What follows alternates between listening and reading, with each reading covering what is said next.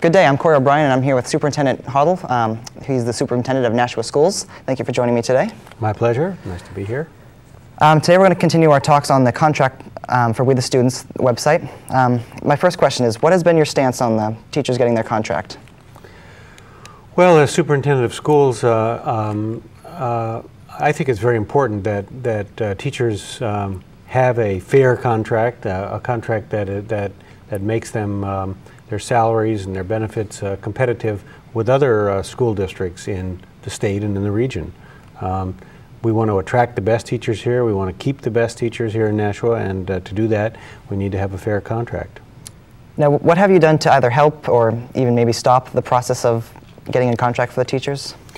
Well, I hope I myself haven't done too much to stop the process. In terms of helping, what our administration has tried to do in helping the school board, kind of as an advisor to the school board, is to really demonstrate what are fair contracts these days in education, both nationally and regionally and within the state.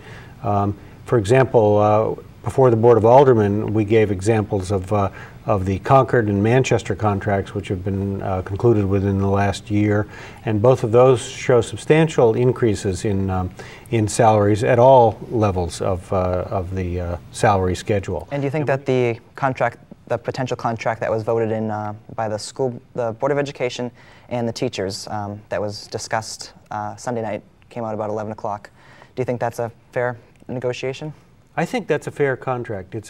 Yes, the teachers did have to take a 0 in 1 year. There are other cities and towns that have had to do that. These are challenging economic times. But in terms of a competitive salary, good benefits, I think the teachers have a very fair contract here. One of the goals of the Board of Education and of the administration in this negotiating time has been to have competitive salaries for our beginning teachers. Now, several weeks ago when the Nashua Teachers Union voted to set a strike date for March 31st, what were your concerns? Well, I had a lot of concerns, frankly. One of the concerns was what would we do if there was a strike? How would I thought first, for example, of all the families in Nashua who depend upon schools and don't have daycare when there isn't school, and there are more and more families throughout the country and the region and the state and the city who are in that situation. Both parents work, so they have to make plans. I thought about the seniors at the high schools who are, we finally all together found places to graduate from in two arenas. Now, would we have the requisite number of days? And so I thought of both of those things. And then I thought of the teachers also. I know the Nashua teachers, and I know that they want to be with the students. They want to be with teaching. They want to be in the classroom. They don't want to strike.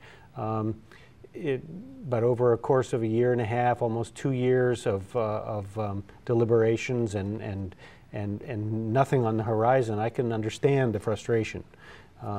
So I had to balance a lot of things, and as superintendent, of course, I have to take action and when other groups take action. So when there's a threat of a strike, which is an illegal action in the state of New Hampshire, I have to also take other kinds of actions which may be unpopular with certain people. Now, what would have been your next step if the teachers would have gone on strike? Well, the administration of the Board of Education, the City Corporation Council, we had our official responses, which were to seek an injunction in the Superior Court in order to get a cease and desist order from the Public Employees Labor Relations Board, the PELRB. Now, I know you've put out in letters that you've had to open or close the schools if there was going to be a strike. Did you get any feedback from the community, angry or approving? I got both kinds. I got a lot of feedback from the community. Some of that feedback was very much an approval.